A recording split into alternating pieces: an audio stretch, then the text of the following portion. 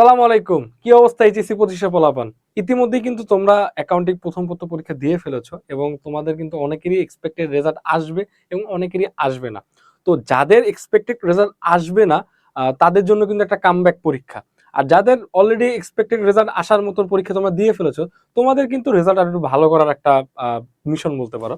তো যাদের জন্য কামব্যাক দেওয়ার মতো একটা অবস্থা তৈরি হয়েছে, তো তাদের জন্য কিন্তু এই পরীক্ষাটা মানে একটু ক্যালকুলেটিভ মুভ করতে হবে। কারণ তুমি এমন কোনো চ্যাপ্টার থেকে তোমার অ্যান্সার করা উচিত না যেই চ্যাপ্টার থেকে অ্যান্সার করলে তোমার ভুল হওয়ার সম্ভাবনা বেশি। সো অ্যাকাউন্টিং সেকেন্ড পেপার আসলে প্রথম পত্র থেকে একটু তুলনামূলক বেশি সোজা। সোজা হওয়ার কারণ হচ্ছে মানে চ্যাপ্টার গুলো তেমন আসলে খুব বেশি যে কনসেপ্ট ইয়া করা তেমন কিন্তু না। একদম লিমিটেড কনসেপ্ট অ্যান্ড কোয়েশ্চেন একদম ফিক্সড। সো তোমাদের আশা করি তেমন কোনো প্রবলেম হবে না আমার এই ক্লাসটি করার পরে, এই ওয়ান শট ক্লাস করার পরে। আর এই ওয়ান শট ক্লাসে কিন্তু আমি এমন ভাবেই জিনিসগুলো সাজাইছি যেখানে হচ্ছে কি তোমার একটা কমপ্লিট ধারণা পাও যে কিরকম কোয়েশ্চেন আসবে বোর্ড পরীক্ষা। কারণ তোমরা এতদিন হয়তো বা প্রাইভেট কোচিং বা গাইড টেস্ট পর হ্যাঁ তো অনেক কিছু সলভ করছো, পড়াশোনা করছো। সো ওই জিনিসটাকে একটু গুছায়া আমি আজকে ওয়ান শট ক্লাসটা ডিজাইন করছি। অ্যান্ড এইখানে হচ্ছে যে তুমি মোটামুটি কোন কোন টপিকগুলো পড়তে হবে পরীক্ষার আগে, কোন কোন টপিকগুলো পড়তে হবে না, কারণ চ্যাপ্টারে তো অনেক কিছু আছে, সব তো পড়া লাগে না। আলটিমেটলি যেগুলো যেগুলো পড়া লাগে সেই জিনিসগুলোই হচ্ছে যে আমার ক্লাসে আমি রাখছি। সো আশা করি এই ক্লাসটা করলে তোমার মানে বোর্ড পরীক্ষার জন্য তুমি আরো একটু নিজের প্রস্তুতিকে শক্তপোক্ত করতে পারবা, এটা আমি আশা রাখি। তো ক্লাস শুরু করা যাক। আর এই পুরো ক্লাসটা জুড়ে আমি থাকবো তোমাদের সাথে, নাইমুর বিজয়। আমি পড়াশোনা করছি ঢাকা বিশ্ববিদ্যালয়ের এমআই স্ট্রিক্টে। ওকে, তো শুরু করা যাক। তো প্রথমেই আমরা দেখতে পাচ্ছি যে সিলেবাস। তো ওকে, এক মিনিট।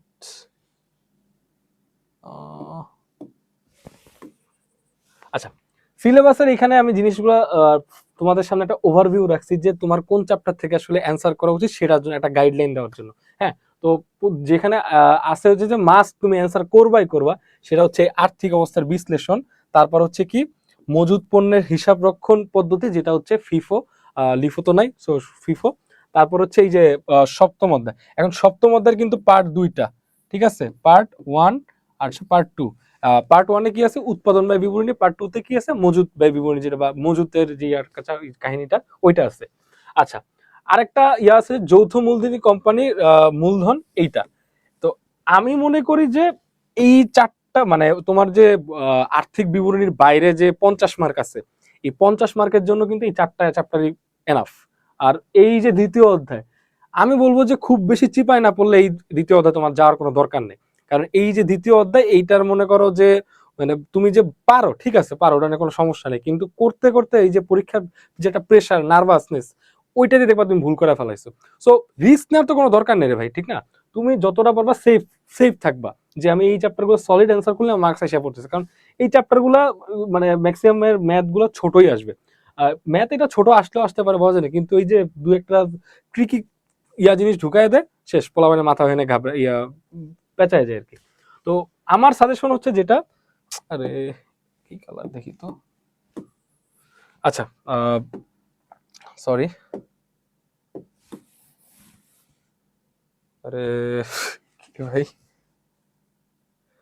আচ্ছা, তো শুরু করি আমরা, যে চ্যাপ্টারে যাই। যদিও বলছি যে দ্বিতীয় অধ্যায় থেকে তোমার অ্যান্সার করার দরকার নেই, তারপরও তোমাদেরকে এই জিনিসটা একটু বুঝাই দিই যাদের আর কি খুবই একান্ত কুরুত বেশি যে অ্যান্সার করবেই করবে, তো ওদের জন্য আর কি একটু হেল্প হয়ে যাতে। তো আমার আমার চেষ্টা হলো ওইটাই।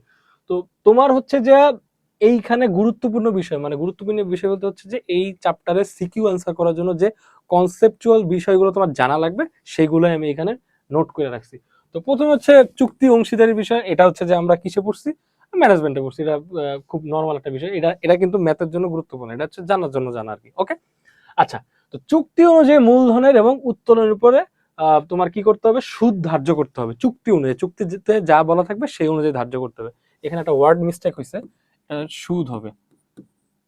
ওকে, আচ্ছা। তারপর বলছে কি পণ্য উত্তোলনের উপর কোনো সুদ ধার্য করতে হবে না। তার মানে যদি কোশ্চেনে পণ্য উত্তোলনের উপর সুদ ধার্য করতে বলাও থাকে তাও করতে হবে না, কারণ এটাই হচ্ছে এই অধ্যায়ের নিয়ম। আচ্ছা, আমি কিন্তু এখন এই অধ্যায়ের বা অত বেসিক যাব না। আমি এইখানে হচ্ছে যে যত শর্টে গুরুত্বপূর্ণ বিষয়গুলো তোমাদের সামনে তুলে ধরতে পারি। কারণ হচ্ছে পরীক্ষার 2 দিন আগে যদি তোমার আমার বেসিকই পড়ানো লাগে, আলটিমেটলি তোমার আমার ক্লাস করে কোনো লাভ নাই, ঠিক আছে? সো আমি এই জন্য গুরুত্বপূর্ণ বিষয়গুলো রাখছি। ওকে, তারপর বলছে অতিরিক্ত মূলধন মাস অনুযায়ী এবং উত্তোলনের উপর 6 মাসের সুদ ধার্য করতে হবে। আচ্ছা, এখানে একটু টাইপ মিস্টেক আছে, সরি ফর দ্যাট।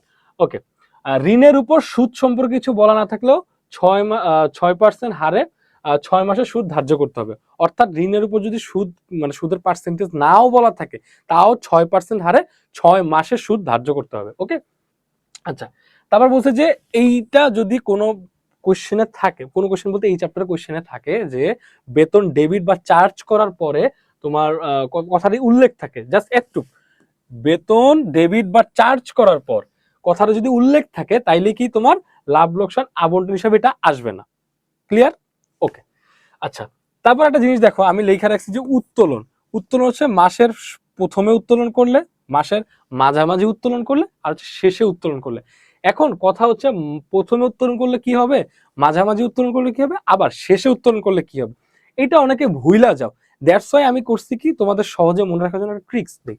সেটা হচ্ছে কি, মাঝামাঝি করলে হচ্ছে 6, আর যদি প্রথমে করে তাহলে সেটার সাথে 0.5 যোগ করবা, আর যদি শেষে করে 0.5 বিয়োগ করবা। ওকে, তার মানে 6.5, আর এইটা হবে 5.5। আমি আরেকটু শর্টে বলি, সেটা হচ্ছে মাঝামাঝি করলে 6, আর যদি প্রথমে করে 6.5, আর শেষে করলে 5.5, মানে মাঝামাঝি হচ্ছে 6, আর যদি প্রথমে করলে 0.5 যোগ করবা, আর যদি শেষে করে 0.5 বিয়োগ করবা। ওকে, ফাইন। তারপর হচ্ছে কি, মুনাফার অংশ 3 ভাগে ভাগ করা যায়। একটা হচ্ছে অনুপাত, যদি কোনো অনুপাত দেওয়া থাকে, অনুপাতটা কিভাবে দেওয়া থাকবে, অনুপাতটা দেওয়া থাকে 5.2:1। এটা হচ্ছে একটা এস্টিমেটেড বললাম আমি আর কি, যে কোনো রকমই থাকতে পারে। ওকে, মূলধন অনুপাত হচ্ছে যে যে যত ইনভেস্ট করছে সেই অনুপাতে, সেখান থেকে হচ্ছে আমাদের এরকম একটা মূল অনুপাত বের করে নিতে হবে, সেইভাবে আর কি ওই তখন লাভটা বন্টন হবে। আবার বলছে কি, সমানুপাত অনুযায়ী। সমানুপাত মানে যে যেই ভাগটা হবে বা যেই লাভটা হবে, সেই লাভটা যতজন অংশীদার থাকবে তাদের মধ্যে ভাগ করে নেওয়া হবে। ওকে, আচ্ছা, কমিশন ধার্য করার মাধ্যম হচ্ছে দুইটি। আচ্ছা, কমিশন কি বলছে, ধার্য করার যে মাধ্যম দুইটা, একটা হচ্ছে তোমার হচ্ছে কি মুনাফার উপর পরবর্তী কমিশন, আর এটা হচ্ছে মুনাফার উপর পূর্ববর্তী কমিশন। এখন মুনাফার উপর পরবর্তী কমিশন হইলে কি হবে, আর পূর্ববর্তী কমিশন হইলে কি হবে। পরবর্তী হইলে কি হবে জানো, পরবর্তী। ওকে,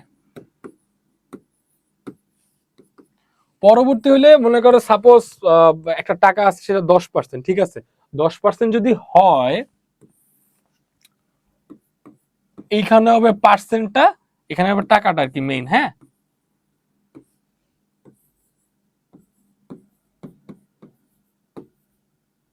তো পরবর্তী হইলে কি হবে তোমার, মানে যদি বলে যে এই যে দেখো মুনাফার উপর পরবর্তী কমিশন, তাইলে হবে কি জানো, তাইলে হবে হচ্ছে যে যেই টাকাটা দেওয়া থাকবে ইনটু পার্সেন্টেজ, এবং নিচে কি হবে 100-র সাথে ওই পার্সেন্টেজটা যোগ করবা। ঠিক আছে, এইটা হচ্ছে পরবর্তী, এটা হচ্ছে পরবর্তী ফর্মুলা, এটা হচ্ছে ফিক্সড, কিন্তু এটা তুমি মুখস্থ রাখো, কোনো সমস্যা নেই। আর আর যদি বলে হচ্ছে মুনাফার উপর পূর্ববর্তী কমিশন, পূর্ববর্তী কমিশন হলে যে পার্সেন্টেজটা দেওয়া আছে সেই পার্সেন্টেজ জাস্ট ফ্ল্যাট গুণ করে দিবা, পার্সেন্টেজটা করলে যে টাকাটা আসবে সেটাই। ওকে, এটা নিয়ে আর তেমন কাহিনী নেই। আচ্ছা, ওকে, এগুলা ছিল বেসিক কনসেপ্ট, যে এগুলা থাকলেই মোটামুটি তুমি ম্যাথ করতে পারবা। হ্যাঁ, যেমন হচ্ছে যে এখানে কি কি কয়েকটা বিষয় বলা হয়েছে, যে তোমার হচ্ছে যে মূলধন উত্তোলন, এগুলোর উপর সুদ ধার্য কিভাবে করতে হবে, তারপর হচ্ছে কি ঋণের উপর অতিরিক্ত মূলধনের উপর পণ্য উত্তোলনের উপর সুদ ধার্য করা লাগবে কি লাগবে না, তারপর হচ্ছে কি তোমার বেতন চার্জ বা যদি ডেবিট করার কথা বলে, সেটা কিন্তু লাভ লোকসান আবন্টন হিসাবে আসবে না। ওকে, তারপর আরো কি আছে, যে উত্তোলন প্রথমে করলে কি, শেষে করলে কি, মাঝামাঝিতে করলে কি, আবার কি আছে মুনাফার অংশ মানে কিভাবে ভাগ করা হয় সেটার একটা কথা বলা আছে, আবার কমিশন কিভাবে ধার্য করা হয় সেটার একটা কথা। এগুলাই হইতেছে এই চ্যাপ্টারের বেসিক কনসেপ্ট। হ্যাঁ, এখন এই জিনিসগুলোর একটু কমপ্লেক্স ভাবে তোমার দিবে পরীক্ষা হয়তো বা সহজ ভাবে দিতে পারে, এটা ডিপেন্ড করে কোশ্চেন। বাট আমি এখনো সাজেস্ট করি যে ভাই এই চ্যাপ্টার দিয়ে অ্যান্সার করার কোনো দরকার নাই। বাকি যে চ্যাপ্টার গুলো আছে ওগুলো যদি সলিড ভাবে করতে পারো, ওইখান থেকে তুমি 5টা সৃজনশীল অ্যান্সার করতে পারবা। ওকে, আচ্ছা, তো এখানে আসলে কোশ্চেন গুলো আসে কি কি, লাভ লোকসান আবন্টন হিসাব, ঠিক আছে, সেখানে হচ্ছে কি তোমার ওই সুদ বেতন সবকিছু গুলো বের করতে হয়। এটা তো মোটামুটি এটা একটা চার্টই আছে, ওই চারটা বইয়ের মধ্যে তোমরা দেখলেই বুঝতে পারবা। আর দেখা একটা দুইটা ম্যাথ প্র্যাকটিস করলেই, কঠিন কঠিন ম্যাথ গুলো প্র্যাকটিস করবা, কঠিন কঠিন ম্যাথ গুলো প্র্যাকটিস করার পরে একটু দেখবা যে আসলে তুমি পারতেছো কিনা। তো আমি বলবো যে বাসার মধ্যেই যত ভুল করার করলে কইরা যাও, পরীক্ষা হলে ভুল করার বা রিস্ক নেওয়ার কোনো দরকার নেই। ওকে, তারপর হচ্ছে অংশীদারদের মূলধন হিসাব। তারপর আসছে হচ্ছে অংশীদারদের চলতি হিসাব। এই তিন ধরনের কোয়েশ্চেনই মেইনলি হয়ে থাকে। এগুলো খ আর গতে দিবে। আর হচ্ছে যে তোমার কি কতে যে কোনো ধরনের কোয়েশ্চেন দিতে পারে, ছোট ছোট কোয়েশ্চেন। এগুলো ম্যাথের দেখে একটা পার্ট বলতো যে এই জিনিসটা বের করো। ওকে, তো এই চ্যাপ্টার দিয়ে মোটামুটি তুমি এই জিনিসগুলো যদি পড়ো, এই চ্যাপ্টারটা তোমার কভার হয়ে যাবে। এটা নিয়ে এই চ্যাপ্টারটা তেমন মানে ঘুরাবে, মানে কোয়েশ্চেন একটু ঘুরাবে, এটা নিয়ে কোনো সন্দেহ নাই। কিন্তু মোটামুটি বলতে পারো যে একটু ঠান্ডা মাথায় যদি টাইম টেবল থাকে। আর মানে ওইটা এই ম্যাথটা কখন করবো আমি তোমার বলে দিই। এই ম্যাথটা করবো হচ্ছে যে তুমি যে 5টা সৃজনশীল আর্থিক বিবরণীর বাইরে আছে, ওইটার মধ্যে হচ্ছে যে প্রথম 4টা সোজা ওইটা আগে দিবা, লাস্টে এটা দিবা। এটা শুধুমাত্র তাদের জন্য যারা আর কি দিতে চাও, খুব মানে ইন্থুসিয়াস্টিক যারা বলে। আচ্ছা, ওয়ার্ডটা বলবো সিনা যাই না। ওকে, আচ্ছা, তারপর হচ্ছে যে এটা হচ্ছে যে খুব মজার একটা সহজ অধ্যায়, আমার খুবই পছন্দের একটা অধ্যায়। কি? যৌথ মূলধনী কোম্পানির মূলধন। ঠিক আছে, এটা আমি বলবো যে one of the most easiest chapter. Okay, এটা দিয়ে মাস্ট অ্যান্সার করা উচিত। আমাদের সময় মোস্ট প্রবলি দুইটা আসছে, ঠিক আছে, ওই দুইটাই আমি অ্যান্সার করছিলাম। আচ্ছা, এইখানে মেইনলি ম্যাথ আসবে হচ্ছে তিনটা, যে কোনো একভাবে আসবে, তিনটা ভাবে জীবনও আসবে না, এই তিনটার মধ্যে যে কোনো একভাবে আসবে। সেটা হচ্ছে যে তোমার সমহারে আসতে পারে, অবহারে আসতে পারে, অধিহারে আসতে পারে। এন্ড সমহার, অবহার, অধিহার জিনিসটা কি? অধিহার হইতেছে যে বেশি, অবহার হইতেছে যে কম, সমহার হইতেছে সমান। এন্ড অধিহার হইতেছে কিসের বেশি, বা সমহার এগুলো কিসের বেশি কম সমান এগুলো কিসের, সেটা হচ্ছে যে শেয়ারের লাভ ক্ষতির যে ব্যাপারটা। অধিহার হইলে শেয়ারের লাভে বিক্রি করছে, আর যদি অবহারে শেয়ার লসে বিক্রি করছে। আর সমহার হইলে যে লাভও না লসও না কিছুই না। ওকে, তো এখানে আমি একটা উদাহরণ রাখছি। উদাহরণটা হচ্ছে কি, এখানে কিন্তু জাবেদাগুলা ফিক্স। তোমার হচ্ছে যে খতে জাবেদা চাবে, আর গতে হচ্ছে আর্থিক অবস্থার বিবরণী চাবে। ওকে, তো সমহার শুরুতে আছে সমহার। ওকে, সমহার হইলে এটা জাবেদাটা কি হবে? সমহার হইলে, আচ্ছা কোয়েশ্চেনটা ফার্স্টে পড়ি। সেটা হচ্ছে সোনালী কোম্পানি লিমিটেড প্রতিটি 10 টাকা মূল্যের 1 লাখ শেয়ার বিভক্ত 10 লাখ টাকা অনুমোদিত মূলধনে নিবন্ধিত হলো। আচ্ছা ফাইন। কোম্পানি 70,000 শেয়ার সমমূল্যে ইস্যুর জন্য পত্রিকায় বিজ্ঞাপন প্রচার করলো, এবং কোম্পানি সর্বমোট 70,000 শেয়ার আবেদন পেল। আচ্ছা, এখানে বলছে কি সমমূল্যে, এই যে কোয়েশ্চেনটা খেয়াল করে, এই দেখছো, সমমূল্যে ইস্যুর জন্য পত্রিকায় বিজ্ঞাপন, মানে বলছে কি 70,000 শেয়ার যারা ছাড়ছে, এই 70,000 শেয়ার হইতেছে কি সমমূল্যে বিক্রি করে দিবে। লাভও করবে না ওরা, লসও করবে না। এখন এটা শেয়ার জাবেদাটা কি হবে? যেহেতু আবেদন পাইছে, আবেদনটা টাকার মাধ্যমেই তো আবেদনটা করছে, তো কি হয়েছে, তোমার ব্যাংকে টাকাটা বাড়ছে আর শেয়ার আবেদন বাড়ছে। ওকে, আর হইতেছে কি তোমার এটা হচ্ছে শেয়ার মূলধনে যখন করতেছে, স্থানান্তর করতেছে, সেটার জন্য কি হবে? শেয়ার আবেদন ডেবিট হবে, আর শেয়ার মূলধন যদি স্থানান্তর করছে শেয়ার আবেদন শেয়ার মূলধন ক্রেডিট হবে। ওকে, এই যে জাবেদাটা দেখলাম না, এইটাই দেখবা এখন অধিহার অবহারে তুমি বসাইতে পারতেছো ইজি। জাস্ট একটু একটা মানে জিনিস একটু চেঞ্জ হবে, সেটা হচ্ছে অধিহারের সময় একটা জাবেদা চেঞ্জ হবে, অবহারের সময় একটা জাবেদা চেঞ্জ হবে। কিরকম? এখানে দেখো, মনে করো এখানে অনুমোদিত মূল্যের কোশ্চেনে পোলা টোলা, তো ওরা কত হাজার শেয়ার করছে, বিক্রয়ের উদ্দেশ্যে ইস্যু করছে 60,000। শেয়ারের দাম হচ্ছে 10 টাকা। তো কোম্পানি হচ্ছে সর্বমোট 95,000 শেয়ার আবেদন পাইছে। তার মধ্যে, আচ্ছা হ্যাঁ, তার মধ্যে হচ্ছে যে 60,000 শেয়ার আবেদনকারীর মধ্যে হচ্ছে যে তোমার মানে কি বন্টন করে দিছে। মানে ওরা তো ছাড়ছিলই 60,000-এর জন্য, এখন হচ্ছে অতিরিক্ত পাইছে 35,000, ওইটা তো আমার আবার ফেরত দিয়ে দেওয়া লাগবে। ওইটার কাহিনী আছে, ওটা দেখাচ্ছি তোমাদেরকে। ওকে, আচ্ছা,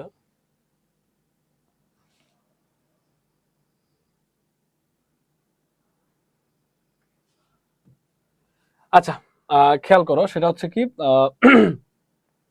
অ্যাজ ইউজুয়াল তোমার হচ্ছে যে আবেদন যেহেতু পাইছো, তাহলে ব্যাংকে টাকা বাড়ছে আর শেয়ার আবেদনটা বাড়ছে।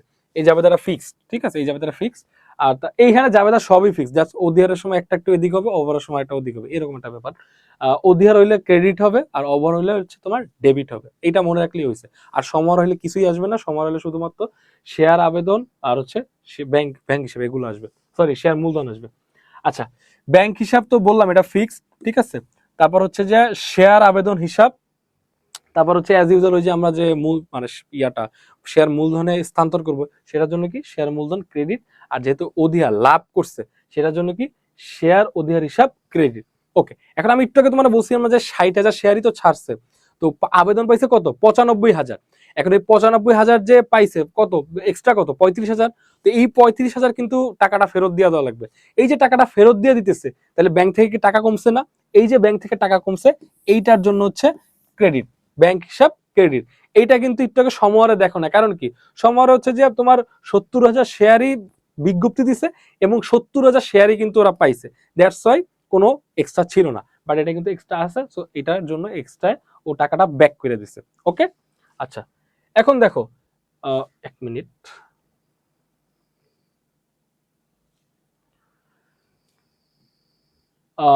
এবার হচ্ছে কি অবহারে শেয়ার ইস্যু করছে, অবহারে। আচ্ছা অবহারে শেয়ার ইস্যু করছে, এইখানে তুমি এই কোশ্চেন গুলো, আচ্ছা এই কোশ্চেন গুলো তুমি কিভাবে পড়বা, কোশ্চেনের ফার্স্টে দেখবা যে ওর শেয়ারের দামটা কত। ওকে, শেয়ারের দামটা কত, তারপর কত পরিমাণ শেয়ার ও ছাড়ছে এবং কতবার শেয়ার আবেদন পাইছে এটা দেখবা। তারপর হচ্ছে ও কি মানে শেয়ারের তো প্রথম দাম হচ্ছে মানে ইনিশিয়াল ভ্যালুটা দেখবা, শেয়ারের দামটা, যে যেই শেয়ারটা হইতেছে মানে যে শেয়ারটার দামটা দেখার পরে আবার ও অধিহারে না অবহারে তুমি সেটা জাজ করতে পারবা। দাম কিন্তু দুইটা থাকবে, ওই দুইটা দামই তুমি বুঝা যাবে আসলে ও অধিহারে করছে, অবহারে করছে, নাহলে সমহারে করছে। ওকে, আচ্ছা এখানে আমি দেখতেছি যে প্রথমে শেয়ার ছিল 10 টাকা, তারপর হচ্ছে প্রতি শেয়ার 2 টাকা অবহারে 1.5 লাখ শেয়ার হচ্ছে যে তোমার জনসাধারণের নিকট বিক্রয়ের জন্য বিজ্ঞাপন করছে, টোটাল পাইছে হইলো 1,90,000। তার মানে আমি কি বুঝে গেলাম, ও প্রথমে শেয়ারের দাম ছিল মানে 10 টাকা, তারপর হচ্ছে কি 2 টাকা কমাই দিছে এবং বিজ্ঞপ্তি দিছে 1.5 লাখ শেয়ারের, কিন্তু পাইছে কত, 1,90,000। ওকে, তাহলে কিন্তু আমি মোটামুটি আমার সব ইনফরমেশন গুলো পাই গেছি। এখন কিন্তু আমার মোটামুটি সোজা, কারণ এই যে বলে দিছি, এই দেখো জাবেদা ফিক্সড, এটা প্রথমটা, দ্বিতীয়টাও ফিক্সড, শেয়ার আবেদন ডেবিট, তারপর হচ্ছে শেয়ার মূলধন ক্রেডিট, আর হচ্ছে এক্সট্রা যদি দিয়া থাকে তাহলে হচ্ছে কি ব্যাংক ক্রেডিট হবে। এবং অধিহার না অবহার সেই অনুযায়ী সেই জিনিসটা বলবি, যেহেতু অবহার আমি কিন্তু বলছিলাম যে অবহার কিন্তু ডেবিট, এই যে অবহার ডেবিট। ওকে, আচ্ছা এখানে কিন্তু আরেকটা জাবেদার খেয়াল করতেছো যে এটা কি ভাইয়া ফিক্সড কিনা, না ভাইয়া এটা কিন্তু ফিক্সড নেই, এটা হচ্ছে যদি কোনো খরচ থাকে সেইটা হচ্ছে ওইভাবে বসবে। মানে এই শেয়ার ইস্যুর অঙ্কে কিন্তু কোনো নগদ টাকার লেনদেন নাই, সবগুলো কিন্তু ব্যাংকে ইয়া করা হয়, তোমার লেনদেন করা হয়। সো তোমার যদি কোনো, যেমন এখানে আছে কি প্রাথমিক খরচ, প্রাথমিক খরচ যেটা আছে বা শেয়ার ইস্যু সংক্রান্ত খরচ যেটা আছে, এগুলো হচ্ছে ডেবিট হয়ে যাবে এবং ব্যাংকটা ক্রেডিট হয়ে যাবে। ওকে, ঠিক আছে। আচ্ছা এইখানে আমি একটা জিনিস অ্যাড করি, সেটা হচ্ছে কি তোমার শেয়ার অধিহারে অবহারে সমহারে এগুলো তো থাকবেই, ঠিক আছে। অনেক সময় দেখবা কি একটা স্থায়ী সম্পত্তি ঢুকাই দিছে, তো স্থায়ী সম্পত্তিগুলো ঢুকাইলে ওগুলা কিন্তু ডেবিট করে দিতে হবে বা ওইভাবে জিনিসগুলো অ্যাডজাস্ট করতে হবে, এবং ওগুলারও অধিহার কিনা অবহার কিনা সেগুলো তোমার একটু খেয়াল রাখা লাগবে, ওইটা কোয়েশ্চেনে তোমার বইলা দিবে জাস্ট সেমই। এন্ড তোমার হইতেছে কি জাস্ট ওইখানে হয়তো বা অধিহার অবহার নাও বলতে থাকে, এন্ড অধিহার অবহার যদি না বলা থাকে তাহলে তোমার হিন্টস দিয়ে দিবে যে এটা প্রথম শেয়ারের দামের সাথে কানেক্টেড, দেন তুমি ওই হিসাবে ওটা অধিহার অবহার মিলাই দেবা। হয়তো তোমার বুঝো না, আমি একটু মানে সিম্পলি বলি, এই কোশ্চেনটা পুরোটা দেওয়া আছে, লাস্টে হচ্ছে যে তোমার একটা অ্যাড করে দিবে যে শেয়ার সমান তোমার একটা জমি কিনছে বা হ্যান ত্যান কিছু একটা করছে, জমি বা ওই যে কি বলে মেশিন কিনছে, তো এই মেশিনটা হচ্ছে যে বইলা দিবে যে এই শেয়ারের সাথে কানেক্টেড, মানে এরকম একটা হিন্টস দিয়ে দিবে। কানেক্টেড যদি বইলা দেয় তাহলেই তো তুমি বুঝে যাবে আসলে অধিহার না অবহার। ওকে, ঠিক আছে।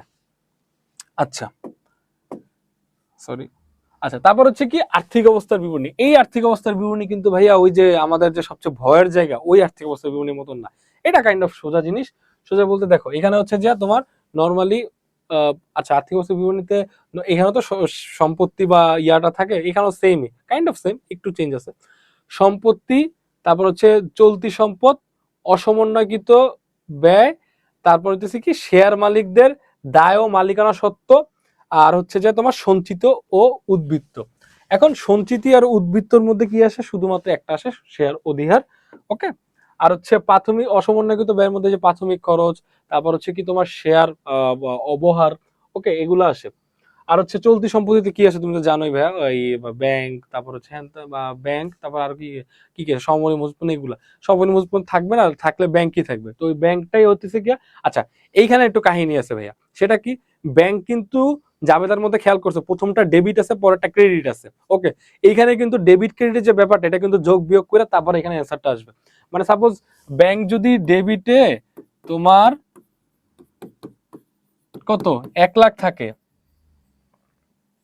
আর হচ্ছে ক্রেডিটে 70 থাকে, তাইলে কিন্তু এইখানে বসবে কত 30,000। কেন, কারণ ডেবিট আছে 1 লাখ আর ক্রেডিট আছে 70,000, সো 30,000 টাকা বসবে। ওকে, আচ্ছা এইখানে হইতেছে যে তোমার অনুমোদিত মূলধন কত আছে, অনুমোদিত মূলধন হইতেছে যে এই যে দেখো, অনুমোদিত মূলধন হচ্ছে এই যে দেখো 10 টাকা মূল্যের 2 লাখ শেয়ার, এই যে বুঝতে পারছো, এটা হচ্ছে অনুমোদিত। আর ইস্যুকৃত বিলিকৃত হচ্ছে যে পরের লাইনে দেখবা যে ও কতটুক ইস্যু করছে কতটুক বিলি করছে, এইটাই আর কি। ওকে, আচ্ছা, এইটাও দেখবা যে এত ইনফো থাকবে না, মানে হয়তো বা এই এই সিকিউটা তোমার পরীক্ষায় এমন ভাবে থাকবে তোমার হয়তো করতে 10 থেকে 15 মিনিট লাগবে যদি ঠান্ডা মাথায় করো। ঠিক আছে, এই জন্য আমি সাজেস্ট করি যে এই চ্যাপ্টার থেকে অ্যান্সার মাস্ট করবা। এই চ্যাপ্টার থেকে মিনিমাম 2টা থাকার কথা। আই ডোন্ট নো এটা দিবে কিনা, বাট থাকার কথা। ওকে, অ্যান্ড থাকলে তোমাদেরই লাভ, বিকজ খুব সোজা সোজা ম্যাথ। তুমি প্রিভিয়াস কোশ্চেন গুলো দেখলেও মানে বুঝবা যে আসলে কতটা সোজা। ওকে, আচ্ছা, আর হইতেছে যে আমি চ্যাপ্টার গুলা খুব শর্ট শর্ট ভাবেই তোমাদেরকে নিচ্ছি, কারণ পরীক্ষার আগে অ্যাকচুয়ালি আমার প্রত্যেকটা চ্যাপ্টারের ম্যাথ করাই দিয়া তেমন আসলে খুব বেশি একটা পসিবল না তোমাদেরকে ওইভাবে বোঝানোর। তোমরাও হয়তো বা অত বেশি ক্লাস করতে চাবা না, তো তোমাদের হচ্ছে 1-1.5 ঘন্টায়, বা আমি 1-1.5 ঘন্টার সময়টা বলবো না, বাট এই যে ইফিসিয়েন্ট ক্লাস যেটা বলে ওই ক্লাসটাই দেওয়ার চেষ্টা করতেছি আমি। ওকে, আচ্ছা আচ্ছা, এই আর্থিক বিবরণী নিয়ে আমি একটু লাস্টে যাই, হ্যাঁ, কারণ আর্থিক বিবরণী তো অনেক কিছু বোঝানোর আছে টুকটাক, ওগুলা একটু বুঝাই দিব।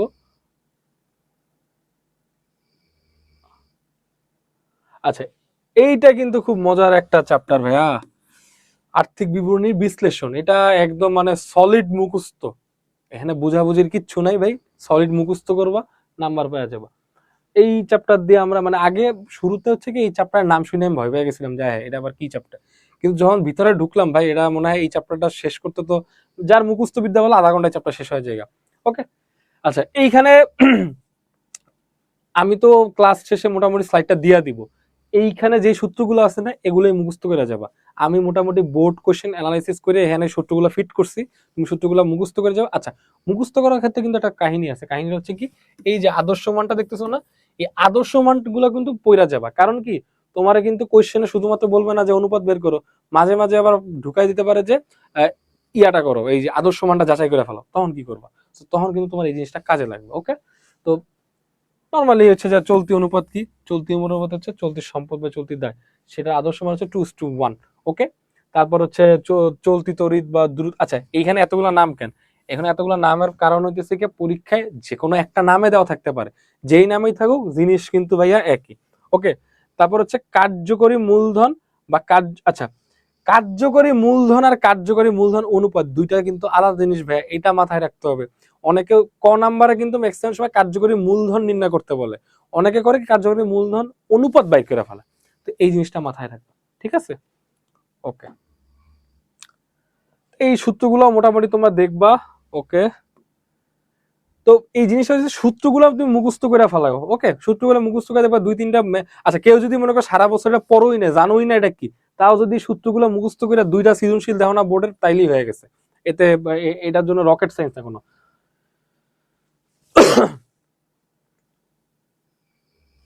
ওকে, আচ্ছা, একটা জিনিস একটু মিস করছি।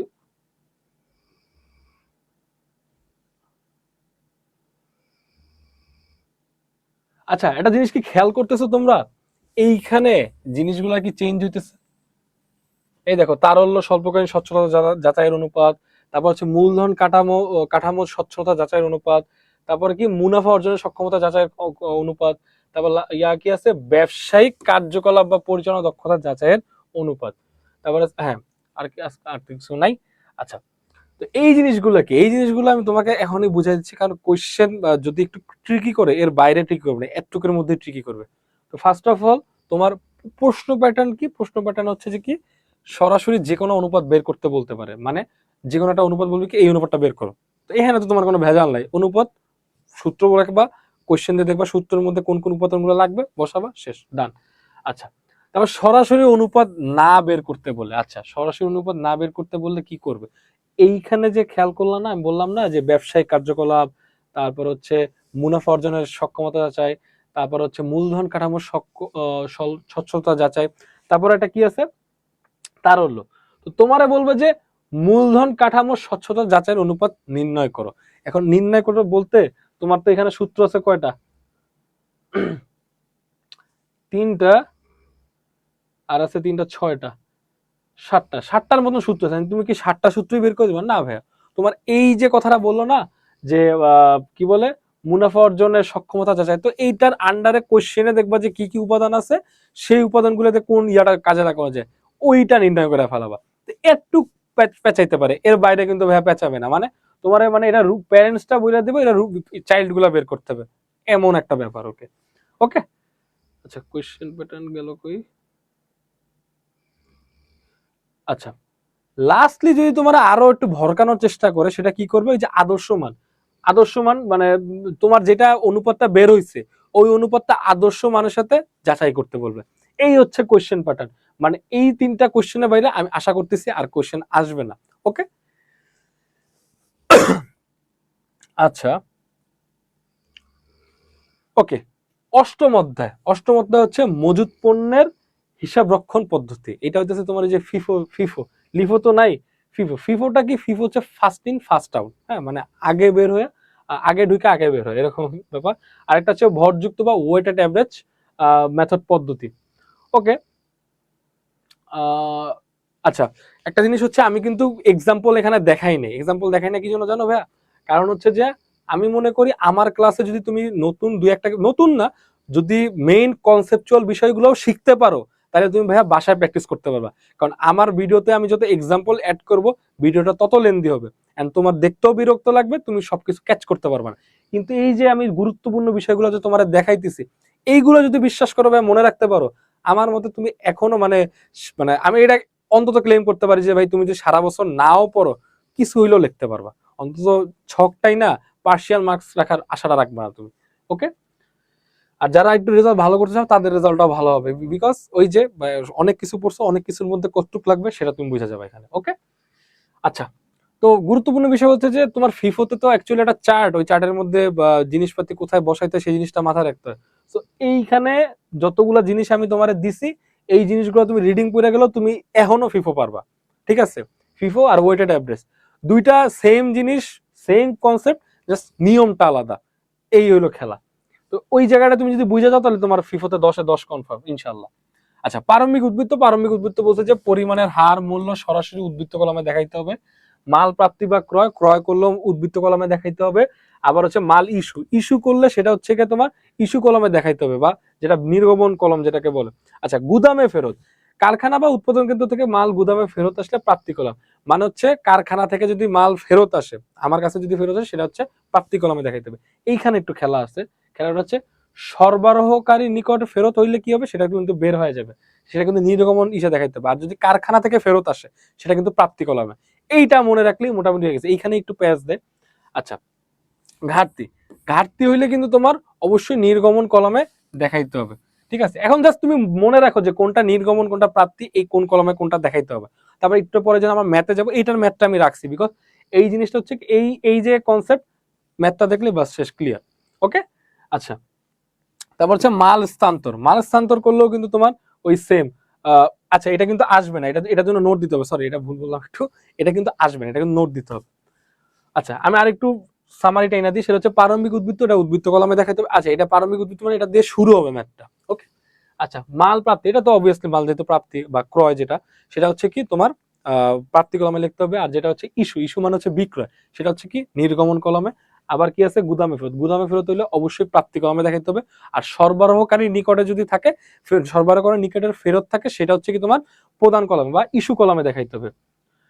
তারপর হচ্ছে ঘাটতি, সেটা হচ্ছে নির্গমন কলমে দেখাইতে হবে। ওকে ঠিক আছে এবার আমরা ম্যাথে যাই। ওকে ভাইয়া এটা হচ্ছে কোয়েশ্চেনটা খেয়াল রাখো, প্রারম্ভিক উদ্বৃত্ত 500 একক 6 টাকা দরে, আবার ক্রয় আছে 4 টাকা 4 টাকা হারে 300 একক, আর আছে কারখানায় ইস্যু 600 একক। আর কি আছে ভাইয়া, কারখানায় ইস্যু করছে 150 একক। তারপর কি করছে, ক্রয় প্রতি একক 5 টাকা হারে 300 একক, কারখানায় ইস্যু 100 একক, কারখানায় ইস্যু।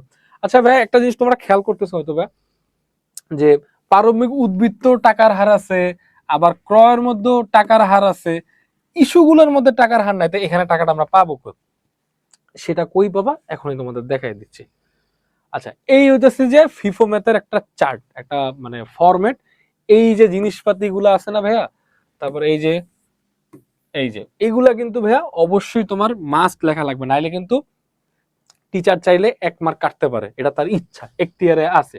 ওকে একটু আগে যে তুমি দেখলা না উদ্দীপকটা আমি দেখাই কি 500 টাকা। আচ্ছা তারা মুছে দি। হ্যাঁ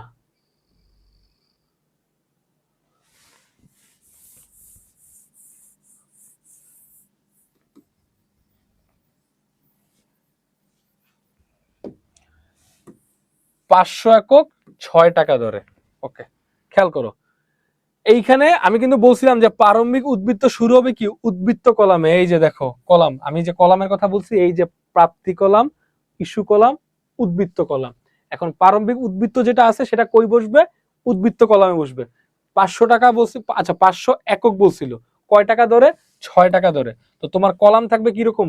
প্রাপ্তির আন্ডারে ইউনিট হার মূল্য, ইস্যুর আন্ডারও সেম ইউনিট হার মূল্য, উদ্বৃত্তের আন্ডারেও সেম ইউনিট হার মূল্য। এই মন্তব্য এটা না দিলেও কোনো সমস্যা নাই আমার মতে। ওকে, তো এটা ফ্ল্যাট তুমি লেখা ফেলাইলা 506 টাকা হারে 3 টাকা মূল্য। ওকে, সরি। আচ্ছা 5 তারিখ কি বলছে ভাইয়া? 5 তারিখ বলছে যে ক্রয় প্রতি একক 4 টাকা হারে 300 একক। ওকে, এই জিনিসটা একটু খেয়াল করি আমরা, যে ক্রয় 300 একক 4 টাকা হারে 1200 টাকা। এইটা হচ্ছে দ্বিতীয় লাইনে বসা যাবে। এটা ক্রয় করলে কি হবে জানো? আগের ব্যালেন্সের সাথে যুক্ত হয়ে যাবে। যুক্ত হলে কিন্তু যোগ হবে না, আগেরটা আগের মধ্যে থাকবে, এটার পরে ওই ক্রয়টা বসা যাবে। কারণ কি, ফার্স্ট ইন ফার্স্ট আউটের কনসেপ্টটা কি? ফার্স্ট ইন ফার্স্ট আউটের কনসেপ্টটা হচ্ছে তোমার মাল কিনতেছে, আগে ঢুকতেছে, আগে বের হয়ে যাবে। এটা মাথায় রেখো, বুঝতে পারছো?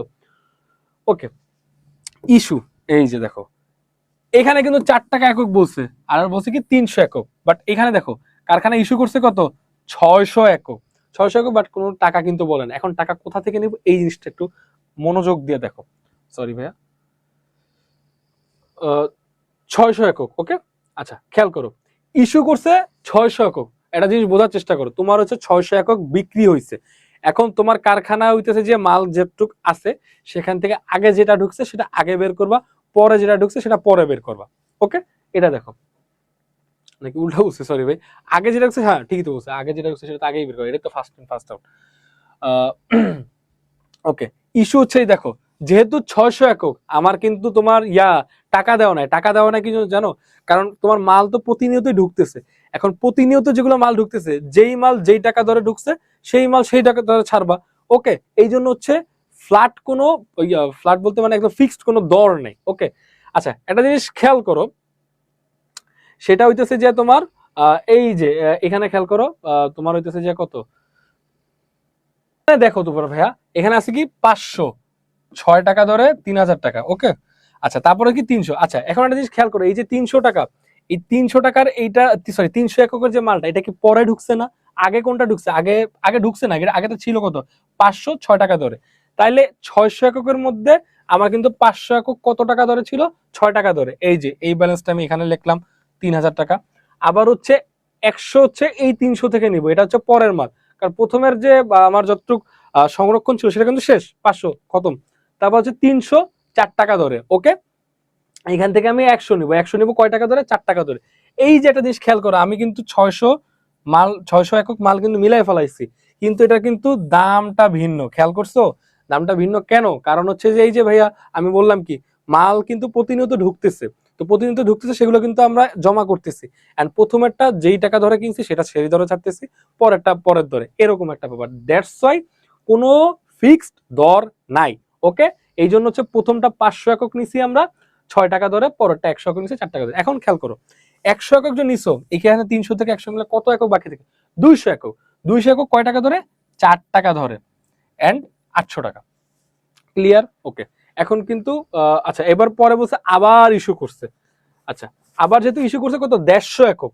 ওকে, 150 একক যে ইস্যু করছে, 200 এককের মধ্যে এখন আমরা 150 একক নিব।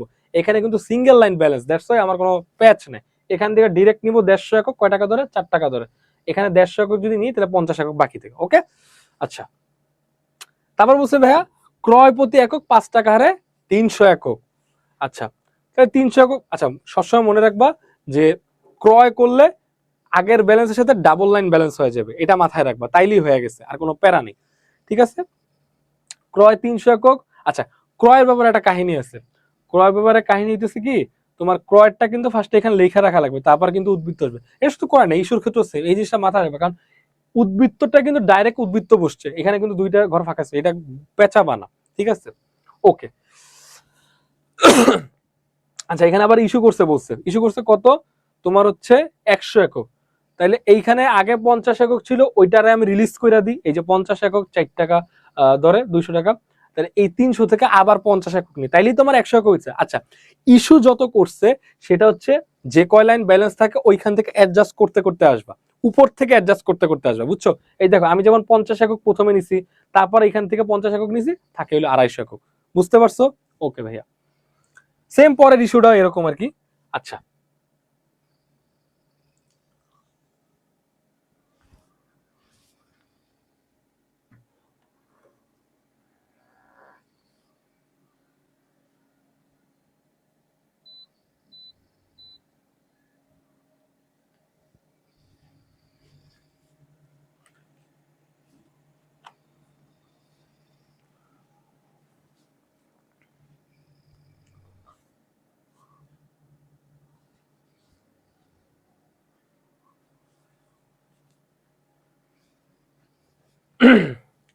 আচ্ছা, এবার কি ভাইয়া, ভরযুক্ত বা ওয়েটেড অ্যাভারেজ, মানে ফিফোতে যে কনসেপ্ট গুলো না, যে কোন কলামে কোনটা আসবে, সেম কনসেপ্ট, জাস্ট একটু নিয়মে পার্থক্য আছে, এই নিয়মটা বুঝলেই তোমার ফুল ম্যাথ হয়ে গেছে। ওকে, আচ্ছা, আর ফর্মালিটিস গুলো অবশ্যই তুমি মুখস্থ রাখবা। এই যে ফর্মালিটিস গুলো আছে, এই ফর্মালিটিস গুলো মনে রাখবা, কারণ এই শুধুমাত্র এই চ্যাপ্টারের ফর্মালিটি ম্যাথ গুলো না, সব চ্যাপ্টারে দেখবা ম্যাথের এখানে একটু ফর্মালিটিস আছে, যেগুলো ছকের বাইরে ভিতরে লেখালেখি, ওগুলো কিন্তু অবশ্যই অবশ্যই লিখবা। মানে হচ্ছে তোমার যদি ভালো মার্কস পাইতে হয়, এই ছোট ছোট বিষয়গুলো কিন্তু খেয়াল করা লাগবে। আর যদি ওই হয় কি, মানে লাস্টে আর টাইম নেই, তখন ভাই এত কিছু লেখা লাগবে না, ছকটা টানবা, যেমনে পারো লেখা দিবা। ওকে, ঠিক আছে। ওই আগেরই উদ্দীপক, এই যে দেখো 500 একক 6 টাকা ধরে 3000 টাকা, ঠিক আছে। আচ্ছা, একটা জিনিস হচ্ছে ওয়েটেড অ্যাভারেজ যে পদ্ধতি, এখানে কিন্তু ডাবল লাইন ব্যালেন্স নাই। মানে তোমার আমি সহজে বুঝাইতেছি, অত কনসেপচুয়াল জিনিস আমি বুঝাইতে যে এইটা কইছে ওটা এত কিছু লাগবে না, জাস্ট বুঝো যে এখানে ডাবল লাইন ব্যালেন্স লেখা যাবে না, এটা মাথায় রাখো। তাহলে কি করবা?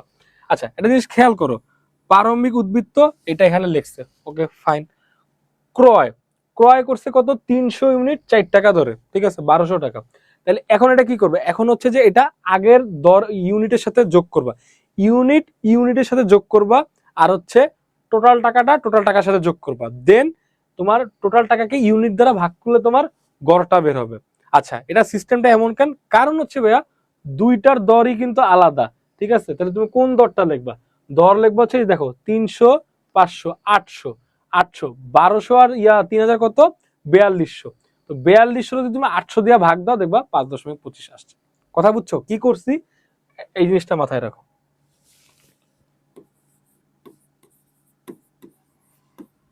ইউনিট যোগ ইউনিট, ঠিক আছে। আচ্ছা, এটা এইভাবে না লিখি, ওকে,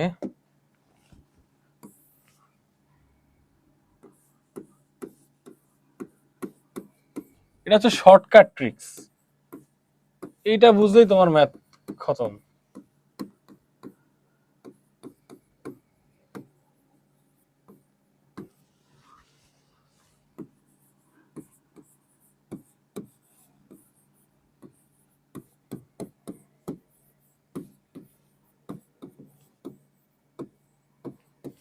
ওকে, টোটাল মূল্য যোগ টোটাল মূল্য ডিভাইডেড বাই ইউনিট, যেটা আসবে সেটা কি, সেটা হচ্ছে দর।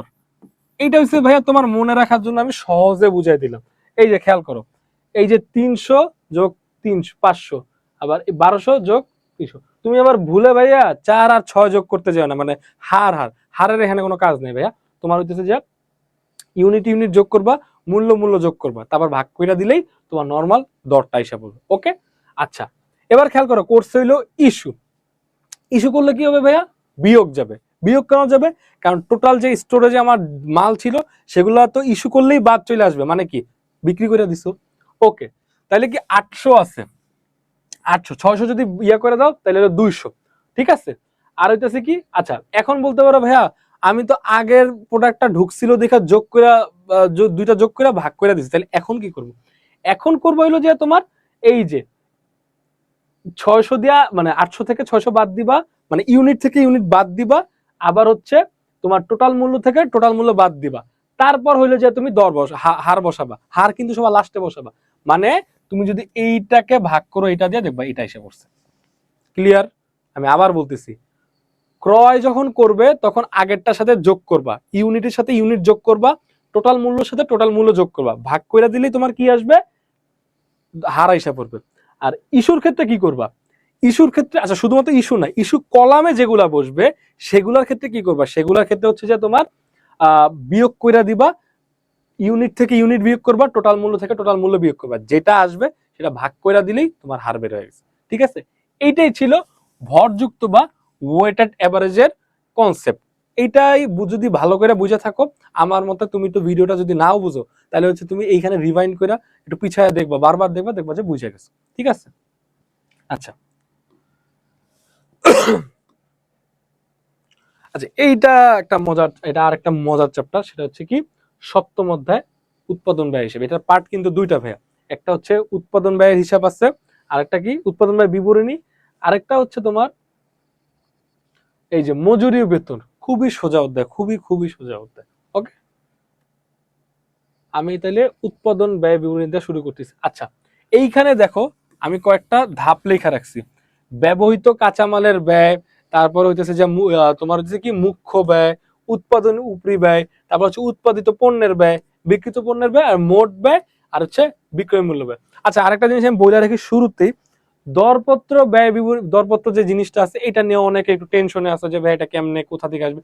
এইটা ভাইয়া বিশ্বাস করো আসবে না, আসবে না, কারণ এটা প্রিভিয়াসলি কোনো বোর্ডেই তেমন আসে না, কয়েক বছর ধরে এটা আসে না, সো এবারও আসবে না। আর যদি ভাগ্য বেশি খারাপ হয় তাইলে হয়তো আসতে পারে। জোকস অ্যাপার্ট, ওকে।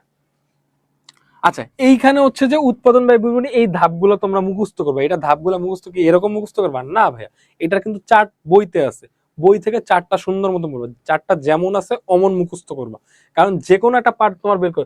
কতে সাধারণত বলবে কি ব্যবহৃত কাঁচামালের ব্যয় যেটা আছে এটা পরিমাণটা বের কর। খ থেকেই বলবে যে তোমার আচ্ছা যতটুক বলবে ততটুক পর্যন্ত বের করবে, এর বাইরে কিন্তু না। মানে খতে যদি বলে উৎপাদিত পণ্যের ব্যয় বের করো, একটুক পর্যন্ত স্টপ, এগুলা কিন্তু দরকার নাই। বুঝা গেছে, যতটুক বলবে ততটুক বের করবা, এর বাইরে কিন্তু না। ওকে, আচ্ছা এইগুলা হইতেছে যে মোস্ট ইম্পর্টেন্ট সূত্র এই পার্ট, মানে উৎপাদন ব্যয় বিবরণী বোঝার জন্য। উৎপাদিত একক, আচ্ছা এইটা কখন লাগবে, যখন হচ্ছে দেখবা যে তোমার যে উদ্দীপকে যে জিনিসগুলো দেওয়া আছে ওইখানের মধ্যে সমাপনী মজুদ পণ্যের পরিমাণটা দেওয়া নেই, ওটা শুধুমাত্র একক দেওয়া আছে, তখনই হচ্ছে এই সূত্র লাগবে। শুধুমাত্র এইটা না, এই দুইটা সূত্র লাগবে। তখন হচ্ছে যে তোমার উৎপাদিত এককটা বের করবা কেন, কারণ হচ্ছে এই যে দেখো উৎপাদন এককের জন্য এটা বের করা লাগবে। বুঝতে পারছো? ওকে, এই সূত্রগুলো তুমি মুখস্থ করবা, দেখবা যে তোমার ম্যাথের যে কোনো টাইমে কাজে লেগে গেছে, যে কোনো একটা পর্যায়ে কাজে লেগে গেছে। বুঝতে পারছো? আচ্ছা ঠিক আছে। আচ্ছা ও ভালো কথা, এখানে এটা মনে হয় স্লাইডটা মিসিং আছে। আচ্ছা আয় বিবরণী কিন্তু তোমাদের পড়তে হবে ভাইয়া, এটা কিন্তু পড়বা আয় বিবরণী।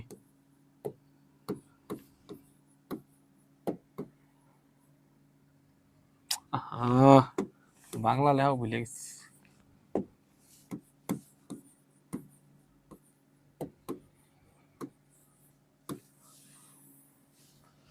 ওকে সরি, আয় বিবরণী কিন্তু তোমাদের পড়তে হবে। আয় বিবরণী ছোট্ট একটা চার্ট আছে দেখবা, ওই চার্টটা মুখস্থ করলে ফিক্সড, এটার বাইরে আর কিছু না। তোমাদের দরপত্র টেন্ডার মেন্ডার এগুলো কিচ্ছু পড়া লাগবে না, শুধুমাত্র এখান থেকে এই উৎপাদন ব্যয়ের এই সূত্রগুলো পড়বা, আর হচ্ছে এই চারটা বই থেকে মুখস্থ করবা। ঠিক আছে, আর হচ্ছে আয় বিবরণী, এই তিনটা জিনিস পড়বা, তোমার আর কোনো প্রবলেম না। আচ্ছা এখানে একটু পার্সেন্টেজের ব্যাপার থাকতে পারে, দেখা গেছে যে একটা আরেকটা পার্সেন্টেজের উপর ডিপেন্ড করে রাখছে, যে তোমার হচ্ছে কি ভাইয়া উৎপাদন উপরি ব্যয় হচ্ছে মুখ্য ব্যয় 10%, সো তখন কিন্তু তোমাকে জিনিসটা ওইভাবে ক্যালকুলেট করতে হবে। ঠিক আছে, তখন হয়তো অত উদ্দীপক বড় দিবে না, শর্ট করে দিবে, প্রত্যেকটা জিনিসের মান এরকম ডিরেক্ট বইলা দিবে। তো ওই ম্যাথ গুলো কিন্তু আসলে তোমার জন্য একদম সোনার সোহাগা, কারণ তোমার বেশি কষ্ট করা লাগবে না। নাইলে নর্মালি ম্যাথ আসে হলে কি উপাদানগুলো দেওয়া থাকে, ওগুলো একটা একটা যোগ যোগ করে করে করে নামতে হয়। ঠিক আছে, তো দেখা যাক সামনে কি আছে আর। ওকে আচ্ছা মজুরি ও বেতন, মজুরি ও বেতনের মধ্যে আমি বলবো যে তোমার হচ্ছে যে আমি যে স্লাইডটা দিয়ে দিব এইখানের মধ্যে এই জিনিসটা মুখস্থ করবা, তারপর হচ্ছে ভাইয়া এই জিনিসটা মুখস্থ রাখবা। বেসিক্যালি এইখানে হচ্ছে যে একটা মানে কর্মচারীর বেতন আর মানে উপার্জন আর হচ্ছে যে কর্তন, মানে আয় আর ব্যয়, এই দুইটা জিনিসের যে পার্থক্য সেটা থেকে যে তোমার একটা নিট আয় হইতেছে, সেই জিনিসটার জন্য হইতেছে কি এই তোমার মজুরি ও বেতনের পার্থক্য। ঠিক আছে, তো তোমার এই যে উপার্জন সমূহের মধ্যে যে অনেক কিছু আছে, যে মূল মজুরি বা বেতন, অতিরিক্ত সময়ের মজুরি, টিফিন ভাতা, এখানে কয়টা ভাতা আছে, হ্যাঁ, তারপর বোনাস, এই জিনিসপাতি আছে, এগুলো একটু মুখস্থ রাখবা। তো এইখানে হচ্ছে সবচেয়ে গুরুত্বপূর্ণ কোনটা? সবচেয়ে গুরুত্বপূর্ণ হচ্ছে ভাই দেখো, কল্যাণ তহবিলে তোমার নিয়োগকর্তার দান। তো কল্যাণ তহবিলে যদি নিয়োগকর্তার দান থাকে সেটা হইতেছে কি তোমার উপার্জন, আর কল্যাণ তহবিলে যদি তোমার কর্মচারীর দান থাকে সেটা কি হবে ভাইয়া? ব্যয়। বুঝতে পারছো? এইটাই হইতেছে যে এখানকার মানে এই চ্যাপ্টারের সবচেয়ে মানে কি বলবো পেঁচানো একটা মানে কি বলে আইটেম বলতে পারো।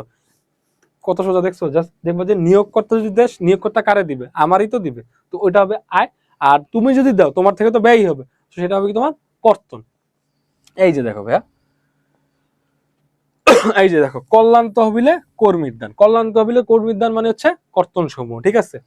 ওকে, এইখানে যে কর্তন সমূহগুলো আছে এইখানের মধ্যে দেখবা যে কল্যাণ তহবিলের, সরি,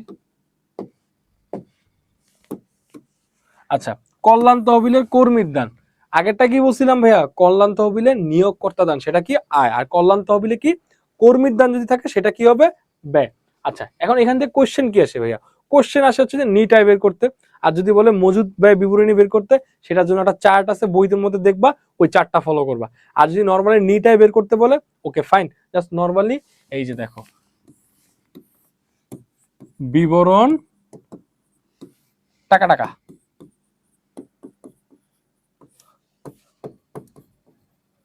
ঠিক আছে? এখানে হবে আয়, আয় বা উপার্জন যেটা দাও, আর এখানে হবে ব্যয়, ঠিক আছে? ব্যয় বা কর্তন।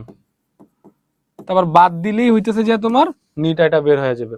আর খতে বলতে পারে যে উপার্জনটা বের করে দেখাও, আর গতে বলবে নিট আয়টা বের করে দেখাও। ওকে, নিট আয়টা কি বলবো? আয় থেকে ব্যয় বাদ দিলে, সোজা হিসাব। ওকে, আর হচ্ছে আরেকটা জিনিস মাঝে মাঝে দিতে পারে, দুই তিনজনের একটা একসাথে দিতে পারে, সেই ক্ষেত্রে একটু ঝামেলা পোহাইতে পারে, বা অনেক বেশি হিসাব করতে হইতে পারে, বাট আলটিমেটলি ম্যাথ কিন্তু সোজা। বিকজ এই যে কর্তন সময়ের মধ্যে যতগুলো আইটেম দেখলা, এগুলো মোটামুটি ফিক্সড, এর বাইরে থেকে আসে না। আবার এই যে উপার্জন সমূহগুলো দেখলা, এগুলাই মোটামুটি ফিক্সড। আর মোটামুটি যদি ফিক্স নাও হয় ভাইয়া, তুমি তো ইন্টারে পড়ো, তুমি কি বুঝবা না কোনটা আয় হবে কর্মচারীর জন্য আর কোনটা ব্যয় হবে? তো সেটা বুঝতে হচ্ছে তোমার আয়ের মধ্যে দিয়ে দিবা। ওকে, আচ্ছা, তো মোটামুটি ছিল এই হলো মজুরি ও বেতন। এইখানে যে যে বিষয়গুলো করলে মোটামুটি সিকিউ অ্যান্সার করতে পারে সেগুলো আমি বুঝাই দিছি, এখানে আর কিছু নাই। ওকে, এবার হচ্ছে মেইন টুইস্ট। মেইন টুইস্ট কি ভাইয়া? সেটা হচ্ছে আর্থিক অবস্থার বিবরণী। এই আর্থিক অবস্থার বিবরণীটা হইতেছে খুবই খুবই খুবই কঠিন একটা চ্যাপ্টার আমাদের কাছে লাগে, বিকজ অ্যাকচুয়ালি ভাইয়া আমি ক্লাস 9-10-এ, আচ্ছা 9 আর কি, আমার টিচার আমার বলতো যে আমার যদি আর্থিক অবস্থার বিবরণীতে এক্সপার্ট হইতে হয় 2-300 সৃজনশীল প্র্যাকটিস করতে হবে। তো আর্থিক অবস্থার বিবরণী যদি 2-300 সৃজনশীল আমার 9-10-এই প্র্যাকটিস করা লাগে, তাইলে আবার বুঝে নাও যে তোমাদের আসলে ইন্টারে কতটুকু প্র্যাকটিস করা উচিত ছিল আর কতটুকু তুমি করছো। এখন পরীক্ষার এই 2 দিন আগে ওয়ান শট ক্লাসে তোমার কি মনে হয় আমি তোমার আর্থিক অবস্থা বিবরণী গিলাই দিতে পারবো? ইম্পসিবল, কেউ পারবে না, আমি কেন, বাংলাদেশে কেউই তোমার পারবে না। তো এটার জন্য তোমার সারা বছর একটা প্র্যাকটিস লাগতো। কিরকম? আর্থিক অবস্থা পারার জন্য হচ্ছে যে যত ভালো চার্ট পারে, আর হচ্ছে সমন্বয় ভালো করে ক্যাচ করতে পারে, যে যত ভালো চার্ট পারে সে ততই ভালো আর্থিক বিবরণী পারে। এইটা হচ্ছে যে একটা মানে বেসিক কথা। এটা এটা তোমার যদি কেউ বলে যে ভাই তোমার আমি পরীক্ষার আগের দিন আর্থিক বিবরণী একদম খাওয়াই দিব, তুমি পারবাই পারবা, মানে তোমার যদি মাথায় বুদ্ধি থাকে তাহলে তুমি তার কাছে আর যাবা না। এটা হলো কথা। ওকে,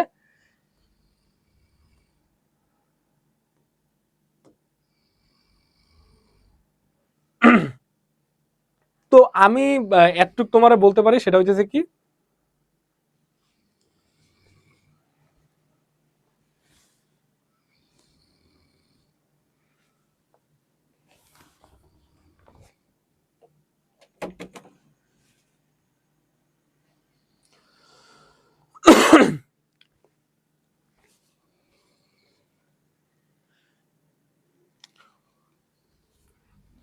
আচ্ছা, তো আর্থিক বিবরণীর মধ্যে কয়টা পার্ট আছে ভাইয়া? তোমার 3টা পার্ট। কি কি? বিশদ আয় বিবরণী, সংরক্ষিত আয় বিবরণী, আর হচ্ছে কি আর্থিক অবস্থার বিবরণী। এখন বলতে পারো ভাইয়া আমরা তো ফার্স্ট পেপারে মালিকানা সত্ত্ব বিবরণী করছিলাম, হ্যাঁ, বাট সেকেন্ড পেপারে একটু ভিন্ন, সংরক্ষিত আয় বিবরণী। মালিকানা সত্ত্ব বিবরণী বলতে সেকেন্ড পেপারে কিছু নাই, ঠিক আছে? বিশদ আয় বিবরণী, আর্থিক অবস্থার বিবরণী অ্যাজ ইউজুয়াল ফার্স্ট পেপারের মতনই। তবে হ্যাঁ, আর্থিক অবস্থার বিবরণীতে একটু চেঞ্জ আছে। সেটা হচ্ছে যে তোমার ওই হতেছে যে কি বলে আগের সম্পদ টম্পদ যা করতে সেটা ঠিকই আছে, বাট ওই মালিকানা সত্ত্ব জায়গায় হচ্ছে শেয়ার মালিকানা, শেয়ার মালিকদের সত্ত্ব ও দায়, এই জিনিসটা হচ্ছে চেঞ্জ। ওকে, সরি, আচ্ছা এইটা হইতেছে যে আমি পুরো চারটা দিনেই বা চার্টের স্টেপ গুলো দিচ্ছি। কি কি তোমার হচ্ছে নিট বিক্রয় থেকে যদি তুমি বিক্রিত পণ্যের ব্যয় বাদ দাও তাহলে কি আসবে, মোট লাভ বা মুনাফা। ঠিক আছে, আর যদি এটার সাথে যোগ করো হচ্ছে যে তোমার পরিচালনায়, হ্যাঁ, আর বাদ দাও হচ্ছে পরিচালন ব্যয়, তাইলে বাবা কি পরিচালন মুনাফা। আর এটার সাথে যদি যোগ করো অপরিচালনায় এবং বিয়োগ করো অপরিচালন ব্যয়, তাইলে বাবা কি তুমি কর পূর্ববর্তী নিট মুনাফা। সরি, আর বাদ দেওয়া হচ্ছে যে নতুন আয়কর সঞ্চিতি, তাইলে হবে বাবা কি কর পরবর্তী নিট মুনাফা। আচ্ছা, তোমাদের মনে হয়তো কোশ্চেন থাকতে পারে ভাইয়া আপনি ব্র্যাকেটে স লেখছে কেন? স লেখার কারণ হচ্ছে কি ভাইয়া, তুমি নর্মালি ফার্স্ট পেপারে এরকম চার্ট দেখবা না যে এইখানে আমি বলে দিছি কি, নর্মালি দেখবা যে ফার্স্ট পেপারে অপরিচালন ব্যয় বাদ দেওয়ার পরই নিট মুনাফা বাইরে হয়ে গেছে, বাট সেকেন্ড পেপারের ক্ষেত্রে একটু কাহিনী হয় যে নতুন আয়কর সঞ্চিতিতে। এখন এটা তুমি পাবা কই? পাবা হচ্ছে সমন্বয়, এক্স্যাক্টলি সমন্বয় পাবা, সমন্বয়ের বাইরে কোথাও পাবা না। ক্লিয়ার? সমন্বয়ের বাইরে যেখানে থাকবে ওইটা তুমি এখানে আনবা না। ঠিক আছে, আচ্ছা সমন্বয়ের ব্যাপারটা আরেকটু তোমার বলি, সেটা হচ্ছে কি সমন্বয় কিন্তু ভাইয়া তুমি অনেক জায়গায় ইউজ করতে পারো, কিন্তু রেওয়া মিলের যে আইটেম গুলো আছে না সেগুলো একটা এক জায়গায় ইউজ করতে পারবা। সো তুমি খতে যেটা ইউজ করছো গতে কিন্তু রেওয়া মিলে সেটা ইউজ করতে পারবা না। তবে তোমার যে রেওয়া মিল সমন্বয়ের যে জিনিসগুলো আছে সেগুলো কিন্তু মাল্টিপল জায়গায় ইউজ করতে পারবা। এখন এই জিনিসটা আমি তোমার কেন বললাম, বললাম এই কারণে যাতে তোমার সময়টা বাঁচে। কারণ হচ্ছে যে তুমি গতে যা যদি ম্যাথ নাও পারো, তোমার মাথায় একটা জিনিস যদি তুমি রাখো যে খতে যা ইউজ করছি সেগুলো গতে ইউজ করতে পারবো না আমি, তাইলেই দেখবা তোমার অর্ধেক ম্যাথ কমে গেছে, মানে অর্ধেক জিনিস তোমার আর দেখাই লাগতেছে না, টাইম বাইচে যেতেছে। আর আর্থিক বিবরণীতে পোলাপান কিন্তু মানে গরমিল করে কেমনে জানো, টাইম কম পায় দেখা। তো আমি তোমাদের একটা জিনিস সাজেস্ট করব, সেটা হচ্ছে তোমার পরীক্ষা তো 2 ঘন্টা 30 মিনিট, লাস্টের 1 ঘন্টা হচ্ছে আর্থিক বিবরণীর জন্য, এটা রাখতেই হবে। বুঝছো, এটা তোমার রাখতেই হবে, তাহলে তুমি ঠান্ডা মাথায় তুমি আর্থিক বিবরণীগুলো করতে পারো, মিলাইতে পারবা। হ্যাঁ, এখন তুমি 1 ঘন্টা 30 মিনিটের মধ্যে যেমনে পারো বাকিগুলো করবা। আরেকটা জিনিস আমার বলতে মনে নেই, সেটা হচ্ছে আর্থিক বিবরণীর মধ্যে কিন্তু তো মানে 2 ধরনের ম্যাথ আসে, একটা হচ্ছে সেবামূলক, একটা হইতেছে যে তোমার নর্মাল ব্যবসা প্রতিষ্ঠানের জন্য। এখন একটা জিনিস খেয়াল করো, সেবা মানে ব্যবসা প্রতিষ্ঠানের জন্য যে ম্যাথটা বিশদায় বিবরণী, এইখানে কিন্তু তোমার অনেকগুলো ধাপ মেনটেন করা লাগে, বিক্রয়, বিক্রিত পণ্যের ব্যয়, পরিচালন মুনাফা, পরিচালন মুনাফা, এই সেই হ্যান ত্যান অনেক কিছু তোমার মেনটেন করা লাগে। কিন্তু তোমার হচ্ছে যে যে সেবামূলক প্রতিষ্ঠান সেটার জন্য কিন্তু ভাই এত কিছু লাগে না। সেটার জন্য কি আয় থেকে ব্যয় বাদ দিলেই তোমার মুনাফাটা বের হয়ে যাচ্ছে। ঠিক আছে, জাস্ট যেগুলো আয় আছে সেগুলো একসাথে বসাবা, যেগুলো ব্যয় আছে সেগুলো একসাথে বসাবা, দ্যাটস ইট, এর বাইরে কিছুই না। ওকে, আর হচ্ছে যে সংরক্ষিত হয় বিবরণী যেটা আছে, এই চারটা পুরা মুখস্থ করবা, মানে এটা হচ্ছে মালিকানা সত্ত্বর মতনই, জাস্ট এই চারটা মুখস্থ করলে দেখবা যে আইটেম সবই আছে, তুমি ধৈরা ধৈরা জাস্ট বসাই দিতেছো। ঠিক আছে, ওকে। আচ্ছা, আর আর্থিক অবস্থার বিবরণী কিন্তু তোমার আমি বলছি যে আর্থিক অবস্থার বিবরণীতে ওই যে সবই সেম, জাস্ট শেয়ার মালিকানা সত্ত্বর একটা ব্যাপার আছে। ওকে, আচ্ছা, ওকে ভাইয়া, এইবার হচ্ছে যে মোস্ট ইম্পর্টেন্ট একটা ব্যাপার, সেটা হচ্ছে কি সমন্বয়, যেটার জন্য তোমার সবচেয়ে বেশি আর্থিক অবস্থা নিয়ে ভয় লাগে। এখন সমন্বয়ের জন্য ভয় লাগে কেন? কারণ সমন্বয়ের জন্য ভয় লাগার কারণ হচ্ছে এইটাই হচ্ছে অ্যাডজাস্ট করতে দেয় যে এই জিনিসগুলো আগে হয়েছে, পরে হয়েছে, হবে, এই জিনিসগুলো তুমি আগের টাকা রেওয়া মিলের টাকার সাথে অ্যাডজাস্ট করো। এখন রেওয়া মিলে যে জিনিসগুলো আছে সেগুলো কিন্তু ভাইয়া ফিক্সড, মানে তুমি যে চার্ট গুলা পড়ছো ওই চার্ট গুলা অনুযায়ী ধৈরা ধৈরা বসাই দিবা। কিন্তু সমন্বয়ের ব্যাপারটা হচ্ছে ডাইনামিক, যখন যেটা বলবে ওইটা ওই অনুযায়ী আগেরটার সাথে চেঞ্জ করা লাগবে। ওকে, তো এখন সমন্বয় তো তুমি কতগুলা পড়বা, কই থেকে পড়বা, বা এটা কি ফিক্সড, এর বাইরে কি আসবে? সমন্বয় গুলো হচ্ছে এই টপিক গুলো পড়বা। এই টপিক গুলো পড়লে ভাই আমি তোমার 100% শিওর দিতে পারি যে তুমি এর বাইরে আর কোনো সমন্বয় পাবা না। বকেয়া খরচের, অগ্রিম খরচ, বকেয়া আয়, অগ্রিম আয়, ক্রয় বিক্রয়, বিজ্ঞাপন খরচ, মনিহারি, তারপর আর কি আছে ভাইয়া, প্রাপ্য হিসাব, প্রদেয় হিসাব, তারপর হচ্ছে মেশিন সংস্থাপন ও অবচয়, ওই যে 10% অবচয় করতে হবে। 10% অবচয় এখানে দেখবা যে ভাইয়া তোমার কি করছে, তারিখ ঢুকাই দিচ্ছে, তারপর হইতেছে যে তারিখ ঢোকানোর কারণে মেইনলি হয় আর কি। আর হচ্ছে সমাপনী মজুত পণ্য। আচ্ছা, সমাপনী মজুত পণ্যের মধ্যে কি আসে? সমাপনী মজুত পণ্যের মধ্যে দেখবা যে তোমার হইতেছে যে দুইটা দাম দেওয়া থাকবে, একটা হচ্ছে বাজার মূল্য, একটা হচ্ছে ক্রয় মূল্য। এখন যেটাই দেওয়া থাকুক ভাইয়া, যেটা কম সেইটা নিবা। এটা হচ্ছে যে তোমার রক্ষণশীলতার নীতি অনুযায়ী যেইটা কম সমাপনী মজুত পণ্যের মূল্য সেইটাই নিবা। তো এইখানে আরেকটু কারিশমা করে, সেটা কি আগুনে বিনষ্ট পণ্য। আগুনে বিনষ্ট পণ্য কি হয়েছে তোমার, ওই যে আগুনে বিনষ্ট পণ্য হচ্ছে সমন্বয় মজুত পণ্যের মধ্যে, সেখানে আবার দেখবা যে তোমার ইয়া করছে, বীমা কোম্পানি হালকা পাতলা একটু ইয়া দিচ্ছে, ড্যামারেজ দিছে, সেটাও তোমার এনে অ্যাডজাস্টমেন্টে ঢুকিয়ে দিবে।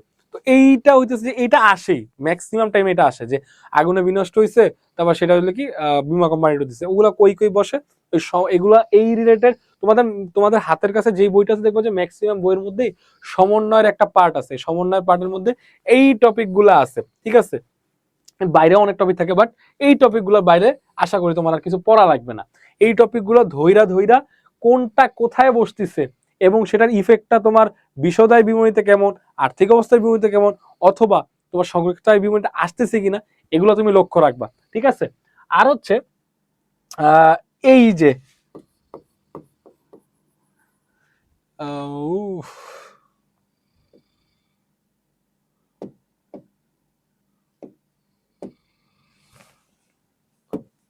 ওকে, এই যে সুনামের যে অবলম্বন ভাই, এইটা মাস্ট মাস্ট মাস্ট, যেমনি পারো যেভাবেই পারো বুঝা বুঝা প্র্যাকটিস করে যাবা, ঠিক আছে। কারণ এইটা আর হচ্ছে তোমার সমাপনী, এই দুইটা মধ্যে যে কোনো একটা আসবেই আসবে, অথবা দুইটাই আসবে।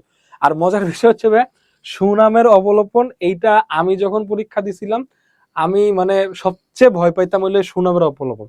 এই সুনামের অবলম্বনটা মানে আমার মাথায় ঢুকতো না, মাথায় ঢুকতো না। তারপর আস্তে আস্তে আস্তে প্র্যাকটিস করতে করতে আমার আয়ত্ত আনছি।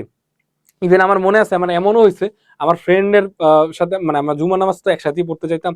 তো আমার ফ্রেন্ড আমি জুম্মার নামাজের মানে ওই যে আমরা তো দোতলায় নামাজ পড়তাম, ওই পাবলিক আমরা, তো দোতলায় পিছিয়ে যা করতাম কি, জিজ্ঞেস করতাম বন্ধু সুনামের অবলম্বন অবলম্বন। মানে আমি প্রত্যেক শুক্রবার আবার যখন দেখা হইতো তখনই জিজ্ঞাসা, একসাথে প্রাইভেট পড়তাম, আমার টিচার যাওয়ার পরে আমি এটা নিয়ে পড়ে থাকতাম। মানে একটু ট্রিকি লাগতো, বাট পরের দিকে এটা আমার কাছে সহজ হয়ে গেছে।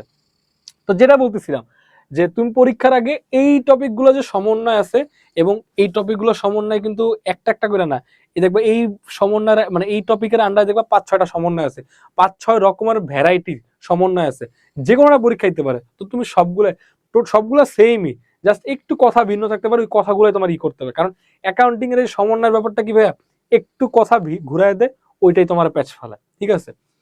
আচ্ছা, আর তো তেমন কিছু নাই এখানে। আচ্ছা, তো আর্থিক অবস্থার বিবরণী তো তোমার আমি বললাম যে পরীক্ষার আগে শিখাইতে পারবো না, তাও তো আমি 10-15 মিনিটে তোমার পড়লাম। 10-15 মিনিটে তোমার কি পড়ে, 10-15 মিনিটে যেগুলাই তোমার দরকার, যেগুলো পড়লেই হয়ে যাবে সেগুলাই আমি তোমার বুঝাইছি। এবং আর এগুলো আর্থিক অবস্থার বিবরণী থেকে আমি বলবো যে এগুলা পড়া তুমি কয়েকটা ম্যাথ দেখে যাও, হ্যাঁ, তাইলেই মোটামুটি হবে।